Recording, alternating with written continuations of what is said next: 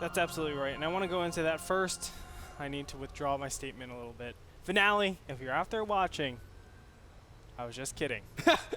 I just like Jaedong a lot. You have to understand, I was playing StarCraft Root for what, 12 years.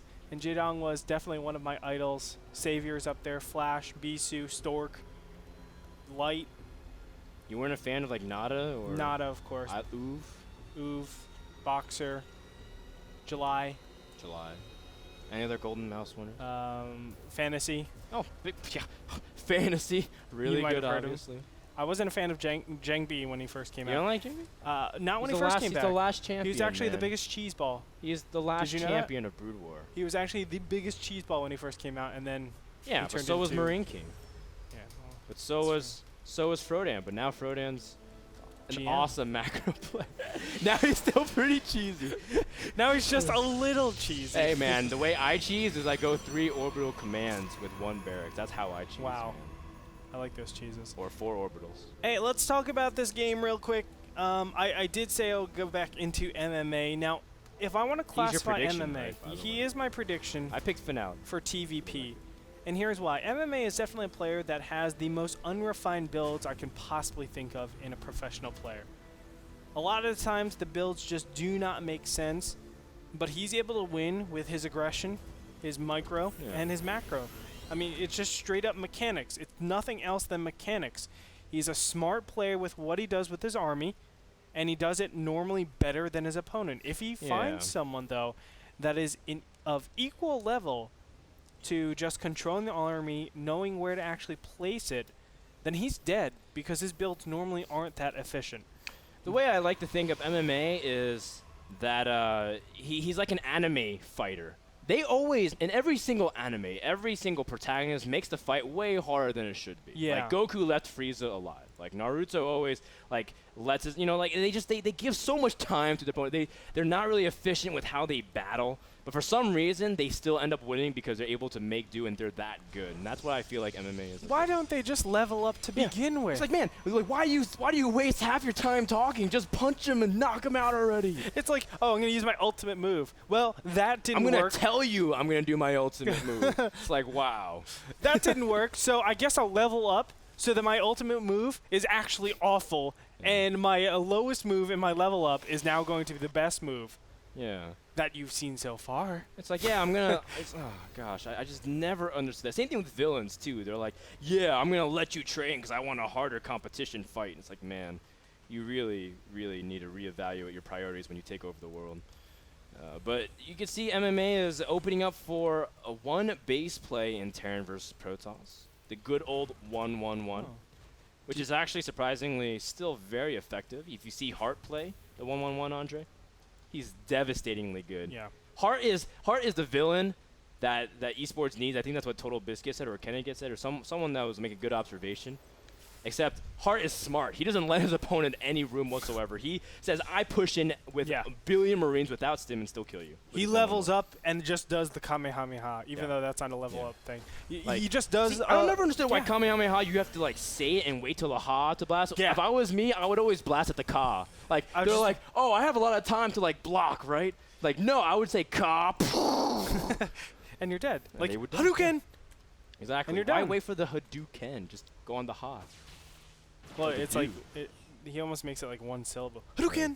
Hadouken! That's true. Sure, you can. Ooh, look at this. MMA also preventing the Rogue from getting able to scout. Very, very active with his Marine. I did not know for some reason that the Terran army is actually sponsored by Blue's Clues. Really? Look at that. Because of the paw print. The paw print. Very nice. Oh, the probe gets in and sees no expansion. And he's like, wait, what? And he's like, wait, what's I going only on? see Marines. Why don't you have an expansion? And unfortunately for you, MMA, you are... He is expanding. You are witnessing a build order counter. Because a 1-gate robo is the best way to actually deal with this. I actually don't agree with this Banshee play at all. Here's the reason, right? Normally the standard BO is to... Build order, I should say. Is to go one racks, fast expansion, into regular standard play, which is 3 racks, and then you obviously get your factory, you get your Star Pro, go from there.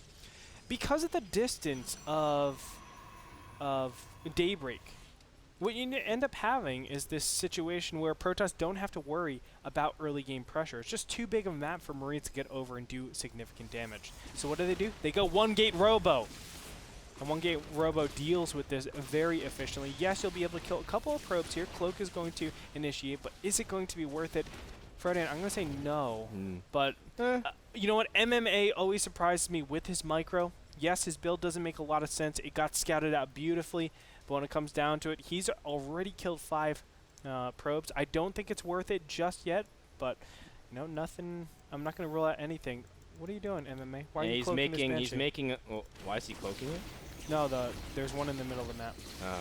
I guess he had both of them on the control group, and he just wanted to make sure he doesn't get caught. MMA is also going for a 3rd command center. I like that. This is kind of what Terrence has just been doing in general. Would not be surprised to see MMA just even go for some tanks to be defensive. I know Marine King likes to do that as well. Go for fast 3rd command center and as a result be very defensive, and Protoss can't really push upper ramp unless they have Colossus to catch sight of it. This is a nice pickup from MMA as well to pick off the pylon. Yeah. That was nice. That's clever. And when it comes down to it, MMA is ahead. So somehow or another, this is what I'm talking about. Like, his builds don't make a lot of sense. This should have been a build order counter. Finale should have dealt with that much, much better. But he's able to do things that mere mortals cannot. That is MMA. Mere mortal. Yeah. That's right. He's not mortal, man. He misses this pylon. But it's okay, because MMA's probably going to defend anyways. Finale, first of all, his build order is, just like you said, is a great choice. But now Finale is going to go on the counter offensive, because he thinks that his opponent will not be able to defend, and his opponent's been playing pretty greedy with the Banshees, which has been very true, because not only has MMA gone for the 3rd command center, he went for double engineering bay. Oh, man. So that is a huge amount of gas that that MMA, he just started stim. Man. It's okay, he is making this as hard as possible on himself. This is going to be super hard to defend. I think it's not going to be... okay, if you lose the Banshees, then yes, it will be very difficult. Oh, defense drone? No, he's going to use the auto turrets why instead. Why auto turrets? But there's no observer around here. There's no observer, you're right. Wait, where'd the observers go? Did they die to the Raven? Yeah, I think the Raven actually... No, it was lagging behind. That's what it was. Okay. Yeah. Man, he kept one back at home just in case to be able to catch any counter aggression with Banshees, but the second one was really far behind. The Banshee's able to do so much damage, sniping the sentries immediately, taking a good amount of stalkers out. And MMA's got a lot of Marines. This is almost like, again, like the heart effect, where it doesn't even matter if you don't have stim. If you got so much early DPS from the Marines, it won't even matter. Force fields pop. But, I mean, the Immortals are not even in range. They're targeting the Marines and SCVs. They can't target the bunker. No. Finally, the bunker drops, but MMA is able to do this without even having energy on his Raven. As soon as he gets enough, maybe able to even drop another auto turret to absorb some damage. At this point, I mean, it's going to be very difficult for Finale to do anything more. I mean, MMA is just so well situated. He still has his 2 Banshees alive. And when it comes down to it, I mean, he's just going to get a lot more units. Remember, it's a ticking time bomb.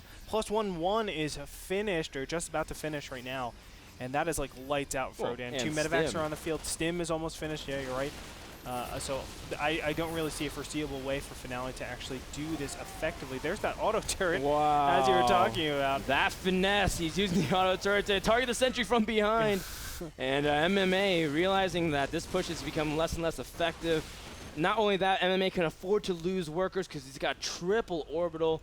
He's even placing more production facilities. And with that +1/+1, I mean, Protoss just, it's very, very difficult for them to be anything. If Guardian Shield is half as effective, just think of it that way. That's right. Yep. So when it comes down to it, it's going to be lights out pretty soon for Finale. I mean, he's really investing way too much in this. You can see now he's deciding to actually tech switch over, but it's too late. And there should be a nice force field that actually just stops any of these units. Whoa, nice. Again, look at this Banshee control. It's unreal, Frodan. It doesn't make sense to me. How are these 2 Banshees still alive? One has 14 kills, the other one has 10. 24 kills. And a lot of them were on concrete units like Zealots, Stalkers, Sentries. I think they even picked off an Immortal, or almost killed an Immortal because of it. Great effectiveness and utility of these Banshees. And you're right, it's almost too late for Finale to try to salvage anything. He's trying to tech and switch and transition and expand. Andre, it's too late. Finale is DEAD dead. It's too late. There's no way. too late to apologize. And it's too late. It really is, for man. you, The finale. clock's been ticking. And MMA is now arrived. He's going to even have a Raven to drop some support in case there was any stalkers. I guess he didn't have enough for auto. He didn't even really have enough for anything. It doesn't even matter. MMA's got all of his army here, a very mobile unit indeed. And Finale, is he going to be able to defend Zealots or pushing back the Marines? Can't really kite too much forward, but who needs a kite when you have this many +1/+1 Marines compared to unupgraded Protoss? Finale loses almost everything, and MMA showing why he is still a dominant force, still why he is one of the top Terrans in the world. There it is. Crushes his army. GG. What is this, man? Like, it's outclassing. Like, MMA is like, okay, I'm going to beat you using bad build orders. Like, and not even, like, deliberately. It's just like Finale planned it out so well. He scouted his opponent, saying, I don't see anything, while he went for a 1-gate expansion, drops a road to be safe, gets 2 Immortals out just in case it's a 1-1-1. He does everything right. And MMA still manages to hold any kind of counter-aggression. And, like, he makes the right decisions. Goes 3 command center, goes double engineering base, starts stim at, like, the 9-minute mark. You're not going to have it for a long time. Yeah. I mean, he makes the right decisions, puts his units in the right places. Bunker positioning was great. Bunker positioning was great. SCV positioning was great. Banshee control was good. Even placing the auto turrets in right spots to absorb damage. Because even if the bunkers get force fielded off from the front and the back, if you drop an auto turret, then the Zealots AI gets messed up as well. All these things are so smart and so precise and so easy to mess up. And MMA takes game number 1, Andre. There's nothing else left to say about it. No, there isn't. Thank you so much to Cooler Master for sponsoring NASL with their awesome mice and keyboards and their special cases. If you want to pick up your own, go to coolermasterusa.com. We'll be back after we watch that replay like 3 or 4 times. Don't go anywhere. MMA vs. Finale will continue right after this break.